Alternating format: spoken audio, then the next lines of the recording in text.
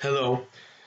In Parashat Miketz, we continue with the story of Yosef. And I think there's a certain issue that appears in almost every episode of this story.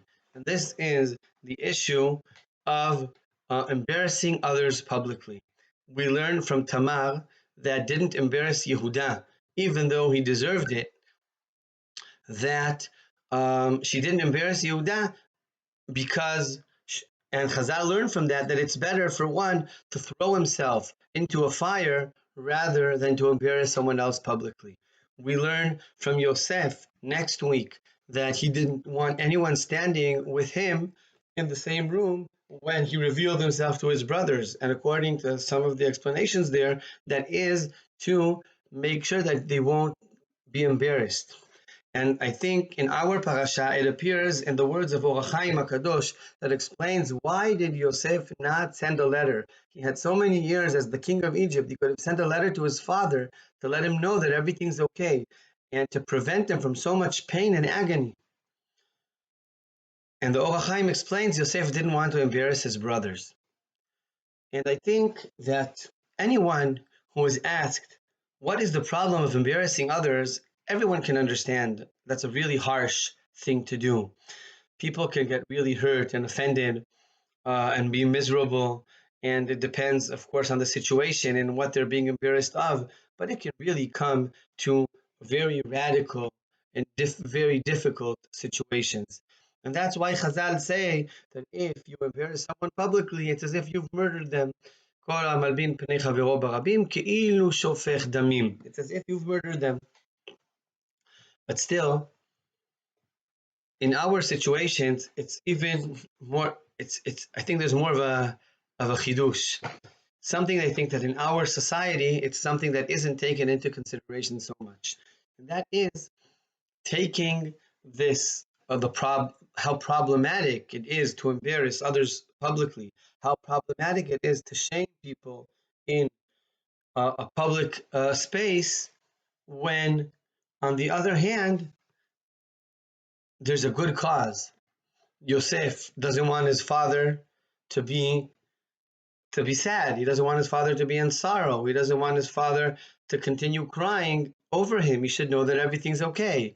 And his brothers deserve it because his brothers did something terrible. I think anyone who would ask us today, should I send the letter? We would have said, yeah, they would be embarrassed. They deserve to be embarrassed. They've done something terrible. How problematic is embarrassment as opposed to the sorrow of an old father? Or Tamar and Yehuda. If someone would say, I don't want to complain, I don't want to publicize what Yehuda has done to me because I don't want to offend him, we would have told Tamar, you should. You should let the world know what Yehuda has done. He deserves it, and you deserve to live. Why are you behaving in such a way? And even in the source of the Torah, where we learn one of the sources in which we learn that there is really a transgression of embarrassing others, it comes from a situation that is complex. It says, "Hocheach tochiach et amitecha." You should tell off your someone else from your society to tell them that he's doing something wrong. Ve'lo tisa alav chet. It shouldn't be done in such a way where he gets embarrassed. Which means, again, there is a good reason why to embarrass someone, but even though there's a good reason to do so, don't do it. And this is something to think about. Yes, it's very important in certain situations to use this utensil of embarrassing and shaming others when they deserve it, to prevent others from being hurt, and for other reasons.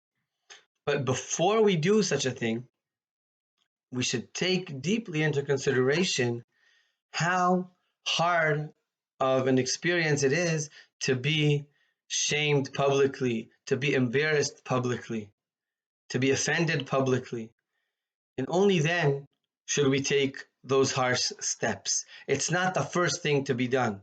And I think it's something that as a society, we should think more about, take more into consideration, and understand at least how Chazal and our rabbis throughout the generations saw that how problematic this issue is, and we're willing to pay high prices in order not to embarrass others. Shabbat Shalom and Chanukah Sameach.